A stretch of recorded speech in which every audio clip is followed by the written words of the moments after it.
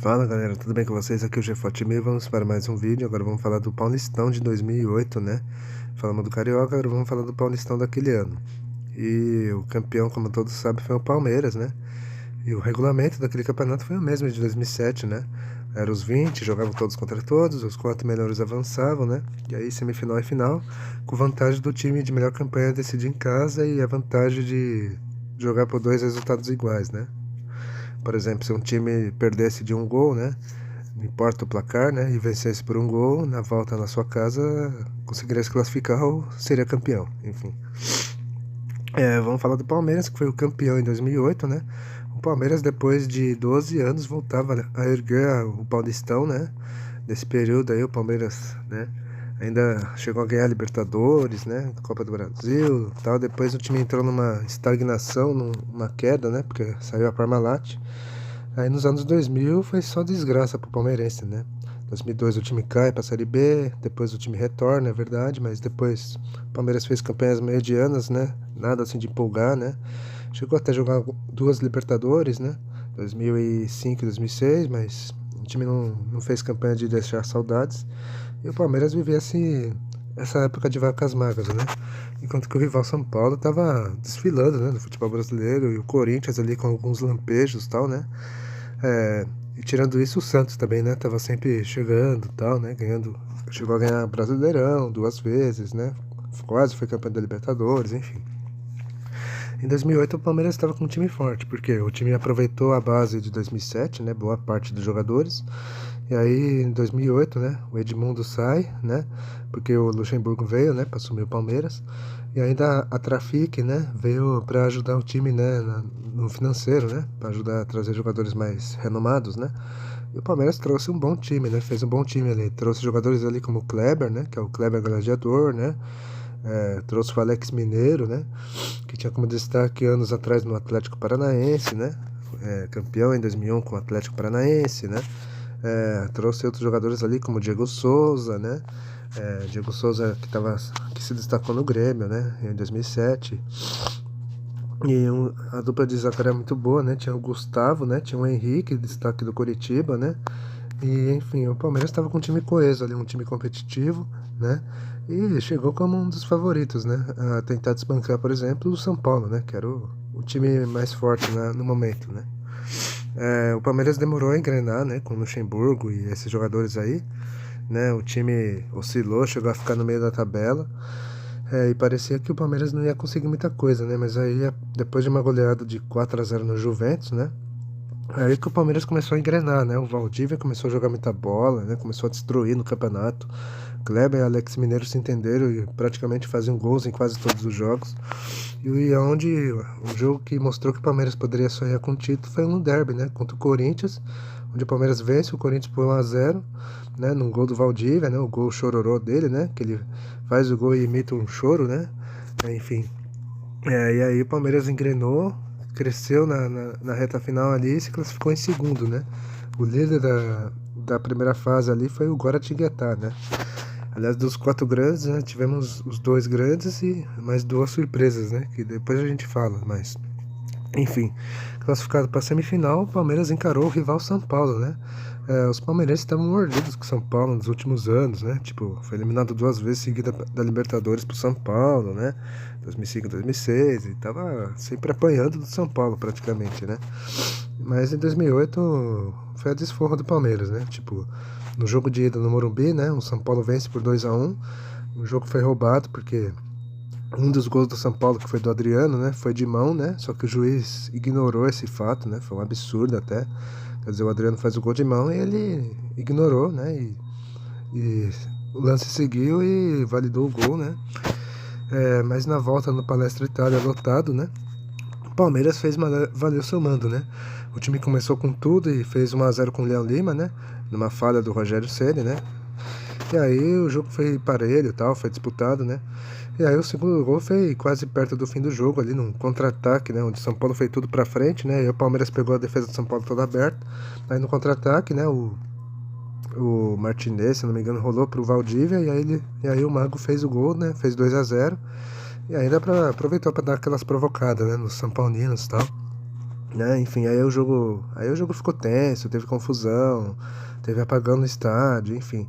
E antes disso, no intervalo, né, houve a polêmica do gás de pimenta, né, que os São Paulinos acusaram, né, a torcida do Palmeiras de ter jogado gás de pimenta para prejudicar o time e tal, né?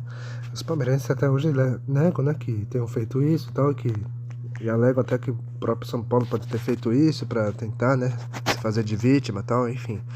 É, choque rei tem choque rei que é difícil, que é fogo, pega fogo e, sabe? Por isso que tem esse histórico dos dois times se odiarem, né? Enfim, polêmicas à parte, o Palmeiras eliminava o São Paulo.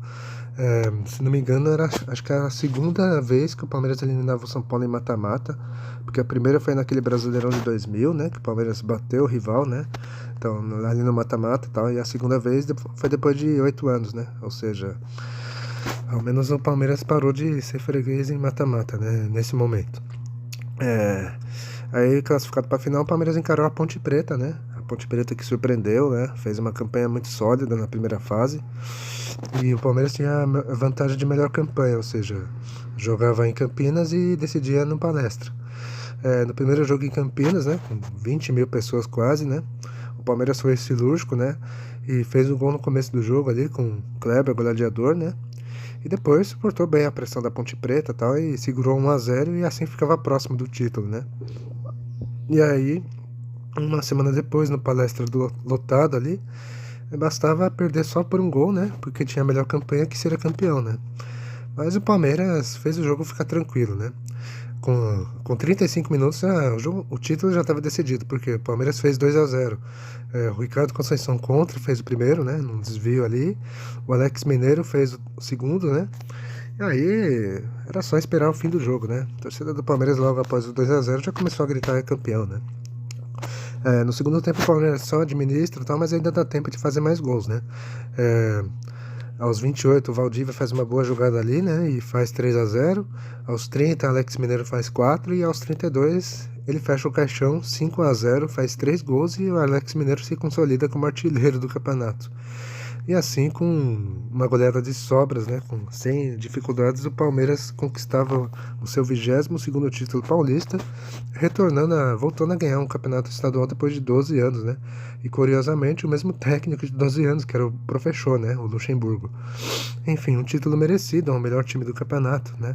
O Palmeiras teve o melhor ataque, a melhor defesa, né? Enfim, acho que a segunda melhor defesa do campeonato, enfim. Foi um título merecido, realmente. Agora vamos falar do time base do Palmeiras, né? Era Marcos no gol, a defesa era Hélder Granja, Gustavo, Henrique e Leandro, né? O Leandro Bochecha, né? O meio campo era Pierre, né? Pierre, Martinez, às vezes jogava o Wendel, Diego Souza e Valdívia. No ataque, né? Kleber, às vezes jogava o Denilson. Esse Denilson, eu esqueci de falar, né? É o Denilson Show, sim. Anos depois de Europa, o Denilson Show retornava, né? Pro Brasil. Ele de início queria jogar no São Paulo, queria se tratar no São Paulo, mas o São Paulo não quis saber, né? Tipo, ignorou, né, o Denilson, e aí ele ficou frustrado, e o Palmeiras abriu as portas para ele jogar, né? E aí o Denilson Show pôde jogar no Palmeiras e ainda por cima ganhar um título no Palmeiras, né?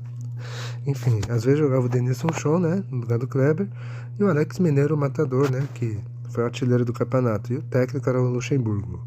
Bom, agora vocês vão ficar com os gols da finalíssima, né, do 5-0 e o jogo que deu o título ao Palmeiras, e a gente já volta para falar do resto. Confiança, que cresceu quando saiu o primeiro gol. Foi meio confuso. Gustavo comemorou. Kleber também. Luxemburgo perguntou ao assistente: quem fez o gol? Foi contra Vanderlei. Ricardo Conceição mandou para as redes. Mas o Palmeiras não deu chances à Ponte Preta. Hélder Granja e Alex Mineiro foram os responsáveis pelo segundo gol. O pai de Valdívia, seu Luiz, ganhou um presentão do filho. Ele foi passando e fez um golaço. 3-0 Palmeiras. Era difícil perder o título. Seu Luiz quase perdeu o replay da TV. A tabelinha de Martinez e Valdívia terminou com mais um gol de Alex Mineiro. 4-0. Mas Martinez estava impedido. O árbitro não viu. Não tem nenhuma dúvida, o Martinez está impedido. O gol foi ilegal. Alex Mineiro, que fez o terceiro dele no jogo. 5-0 Palmeiras. O resultado dá com sobras o título. Não acontecia uma festa dessas. O último título paulista do clube foi há 12 anos. Depois do nascimento da minha filha,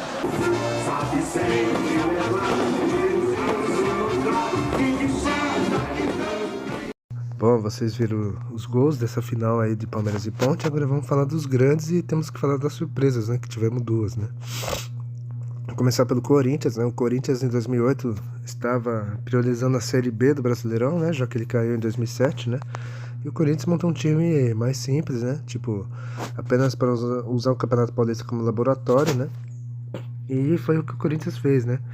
O Corinthians até que não chegou a sofrer tanto, mas chegou na última rodada com chances de classificação, né.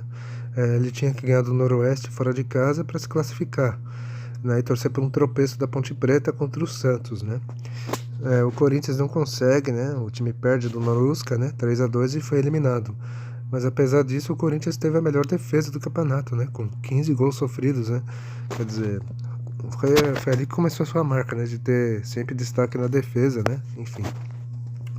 O Corinthians, naquele campeonato, né, nos clássicos, ele empatou com o São Paulo, né, e perdeu os outros dois, né, para Palmeiras e Santos, ou seja, não foi bem nos clássicos, né, é verdade, né, mas é normal para um time que estava em construção na época, né, estava priorizando a Série B e tal, né, tanto que na Série B do Brasileiro o Corinthians sobrou e conseguiu subir com sobras, né, e ainda teve destaque na Copa do Brasil, né, onde aquele time foi vice-campeão, enfim.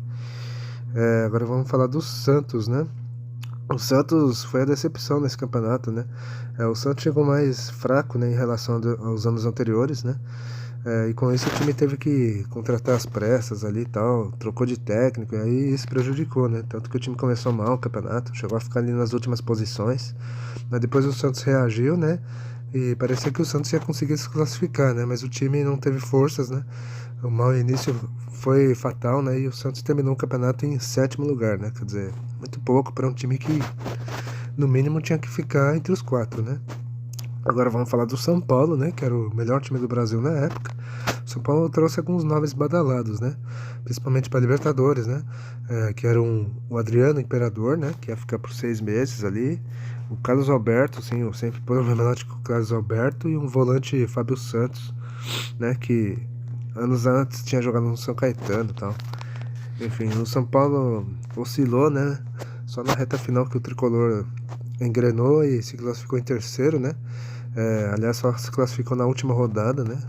Vencendo o Juventus da Moca, enfim.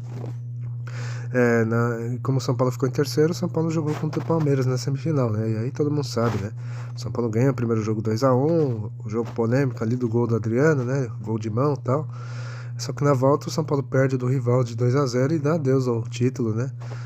Um jogo do gás de pimenta, né? Que os tricolores reclamam, né? Que o palmeirense teriam jogado para prejudicar o São Paulo, enfim, né? E polêmicas à parte, o São Paulo, né? Se for ver, não veio, não mostrou que veio, né? Também, né? Nesse campeonato, enfim.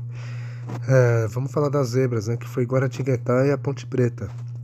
Vamos começar pelo time do Guaratinguetá, né? O Guaratinguetá estava se consolidando de vez no Campeonato Paulista, né? Em 2007 já tinha feito algum estrago ali, né? Ficou acho que em 8º lugar, se não me engano, 9º, né? Em 2008 o time mostrou força, né? Principalmente fora de casa, né? Onde se dava melhor, né? E o Guará tinha jogadores interessantes ali, tinha uns nomes ali como o Michael, como um cara ali chamado, né, o Hugo, né? Acho que é Hugo, se não me engano. Enfim, o Guaratinguetá estava se destacando ali, né? E todo mundo achava que o Guará podia surpreender, né? E como classificou em primeiro, né? O Guaratinguetá enfrentou a Ponte Preta, né? No duelo das zebras, né? Só que o Guaratinguetá foi eliminado pela Ponte, né? Perdendo os 2 jogos e dando adeus ao sonho, né? De jogar pelo menos a final, né? Agora falando da Ponte Preta, né? A Ponte começou muito bem o campeonato, chegou até a liderar em algumas rodadas, né? Depois o time oscila, começa a tropeçar e tal, né? E aí chega na última rodada precisando pelo menos empatar, né? Para se classificar, né? Desde que o Corinthians não vencesse o seu jogo, né? Se o Corinthians ganhasse, a Ponte tinha que ganhar do Santos, por exemplo. mas a Ponte, mas nem precisou, né, fazer conta, porque a Ponte empatou com o Santos e classificou, né. E aí na semifinal a Ponte Preta, né, que tinha nomes ali como Aranha, goleiro, né, o zagueiro experiente César, né, tinha um cara, tinha outros jogadores interessantes ali como Luiz Ricardo, né, e o centroavante Vanderlei com W, né, enfim, e o técnico da Ponte era o Sérgio Guedes, né. E outros dois destaques que eu tenho que destacar, né, também é o Elias, né, que depois jogaria no Corinthians e anos depois no Flamengo, né, faria história nos dois clubes, e o Renato Cajá, né, que na época era só Renato, enfim. Garantido na semifinal, a Ponte encarou o Guaratinguetá e foram 2 jogos de superação da macaca, né. O time vence por 1-0 no Moisés Lucarelli, e jogando no Vale do Paraíba, né, a Ponte mostra força, né, sai perdendo do Guará, mas com muita raça vira o jogo para 2-1, e o Aranha se destaca, né, fazendo defesas ali incríveis, tal, e evitando, né, a derrota da Ponte, e assim a Ponte voltava a uma final de Campeonato Paulista depois de 27 anos, ou seja, desde a última final lá em 81, né, ou seja, era mais uma final para a Ponte, né, e de novo a Ponte ficou no quase, né. O time perdeu os 2 jogos pro Palmeiras e acabou mais uma vez vice-campeã. Mas apesar disso, a campanha ficou satisfatória, né? Foi destacável e tal. Enfim, né? E é isso, galera. Bom, espero que tenham gostado do vídeo. Eu vou ficando por aqui. Dê um like, compartilhe, comente. E é isso. Falou!